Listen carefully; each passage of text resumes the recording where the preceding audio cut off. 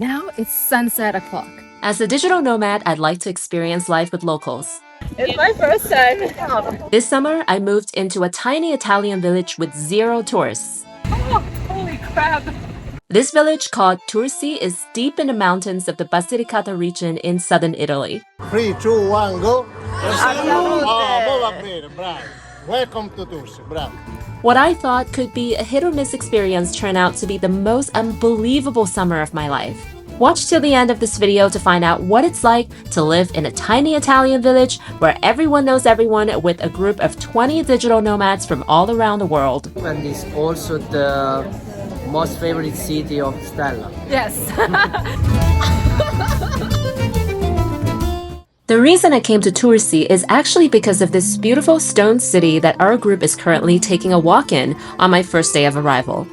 Last year, I visited southern Italy for the first time and discovered Matera, a UNESCO heritage site and Europe's most radical rags to riches story. Once the shame of Italy due to extreme poverty, this otherworldly city carved out of stones has been restored to glory and present day. Ever since visiting Matera on my first year as a nomad, I couldn't stop thinking about it. When I heard about the Tursi Digital Nomad project founded by Salvatore, a native of the region, I was sold. Hi. Ciao! Ciao, Salvatore. Who are you? I am the organizer of the community of digital nomads in Tursi, and today, the second day of the community, we came to the most beautiful gem of Basilicata region. Right behind us. I learned a couple of new things my second time in Matera and my first time being with other nomads in Italy. The first one is apparently the stone-paved roads are very slippery here, but I found a solution. We have a human balancer. How much do you charge, you said? 10 euro per hour. Per hour, okay. So if you're in Matera, you need someone to prevent you from falling, call him. The next morning, I woke up in Tursi, an hour away from Matera, and went looking for one of the coolest offerings of this program, a co-working space converted from a former monastery perched on top of a mountain. We have a co-working space that's inside of a former monastery, and I'm keen to check it out with my friend, Anissa. Hey! But the journey wasn't easy. These slopes are no joke. If you're not in tip-top, 100% athlete shape, do not attempt. Not to mention confusing as well. This is so hard to find. We had to ask an old Italian lady where it is, and she apparently knows about us and asked if we're the digital nomads. And finally, we are here. And the view is nice. This former monastery is gigantic with 360-degree views of the village from all the windows and the long balcony corridors.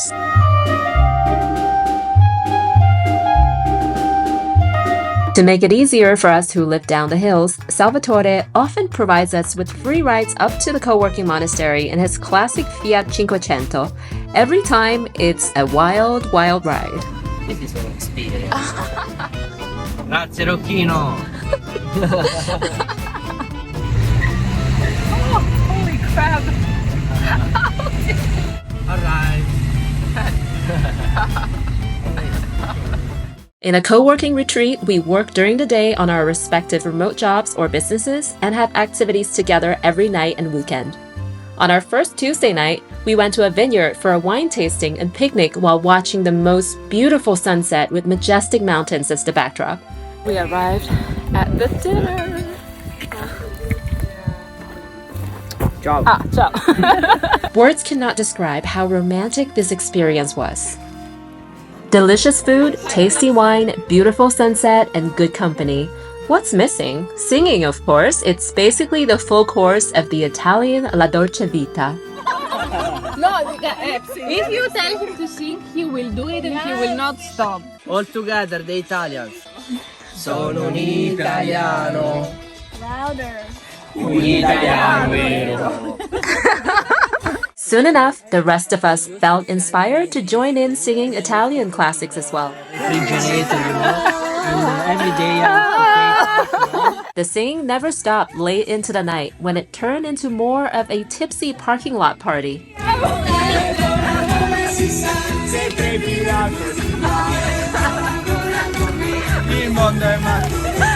To fully encapsulate the La Dolce Vita, the program took us to the local pizza shop where we received a very hands-on pizza making class from Angelo, the local pizza chef.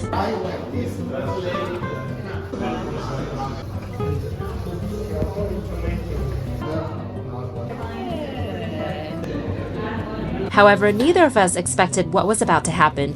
Our first ever pizza that we handmade got tossed to the trash by Angelo. Here's why. It's elongated because it took too long. Because they left it there too long, so it sticks. So they can't make. If you want to make it round, you have to prepare it and immediately know. Oh, wow. It's too intense for me.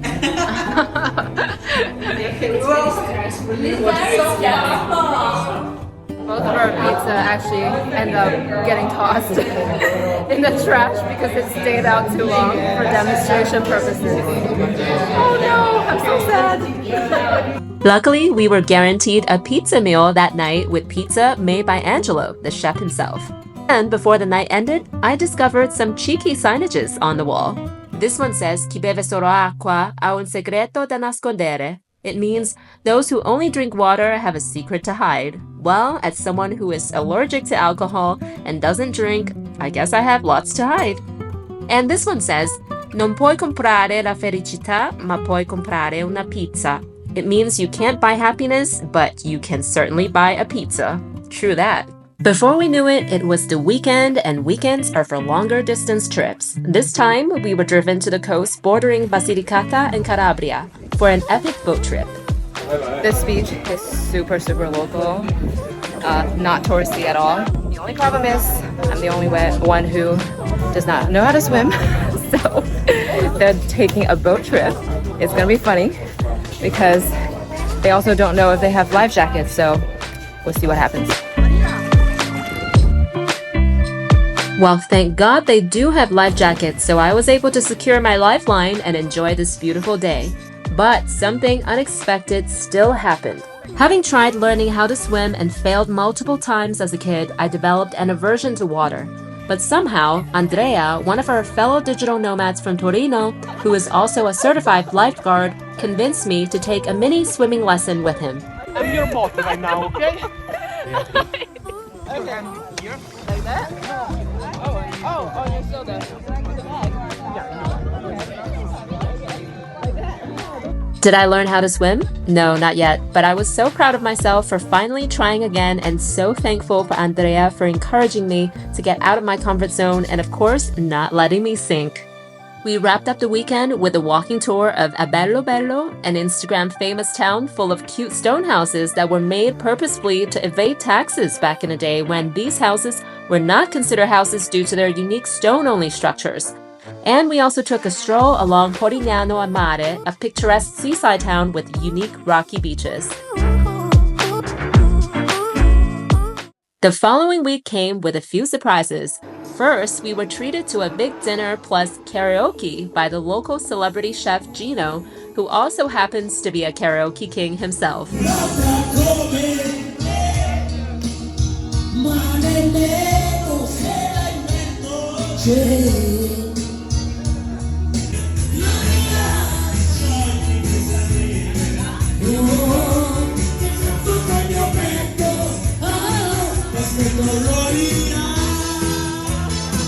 And then the surprise came. So,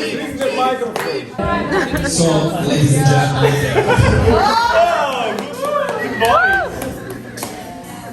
today is an happy day because I found wife. I will present you my wife. What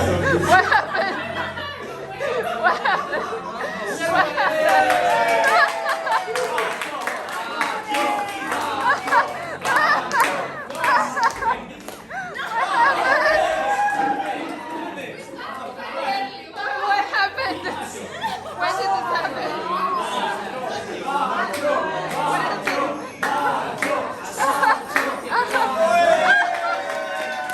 As a joke, Andrea proposed to Ying, our fellow digital nomad friend, also originally from China and later immigrated to the US.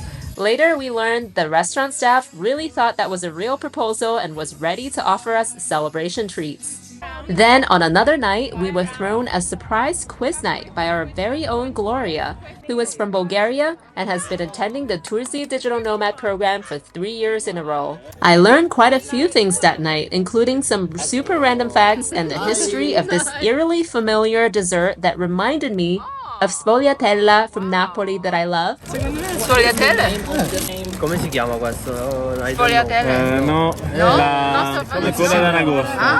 d'aragosta. But turns out it's not. So I learned a new word. Apparently, this dessert that I thought was sfogliatelle turns out to be coda d'aragosta. It's Aragosta. Okay. It looks like a lobster. That's why. The final surprise of my time in Tursi came suddenly a day before my departure, when a group of young people from the village showed up at our co-working space with a film crew that was interviewing them about the village. One of the young people, also named Salvatore, took me to a hidden and abandoned monastery at the very top of the village. So who are you? Stella. I'm Salvatore, I am a historian, and now I'm here with Stella because she wants to know that incredible place. Yes. So I'm here for that. The best Thank guy you. you can find. Exactly. In Tursi. Oh, really? in southern Italy. For sure. Wow. Do you agree? Yeah. I haven't seen your guide yet, so I don't know. I didn't pay her, so completely agree. Now we're entering this mysterious monastery. It is abandoned. Wow. Yes, abandoned place. Oh, wow. It is completely... Abandoned. Wow. Amazing. I didn't know this. There's an abandoned, magnificent monastery here in Tursi that I assume is available for sale for €1, right? Right. So if they let me buy it, I'll just need 5 million from whoever rich people willing to donate to me. I'll make this happen. I'll turn this into a gorgeous new church, new monastery. Wow. So please, if you What have a money, project. contact me. And then we checked out the inside of the monastery. No. Oh no, We can't arrive there. We can't arrive. no, I can zoom in.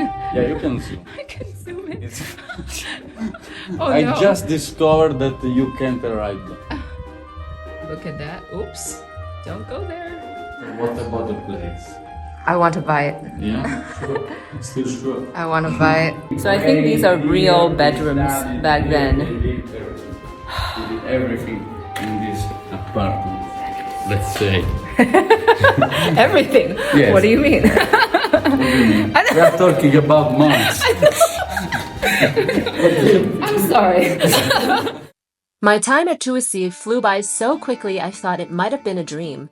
It was my first time living with both digital nomads and locals at the same time.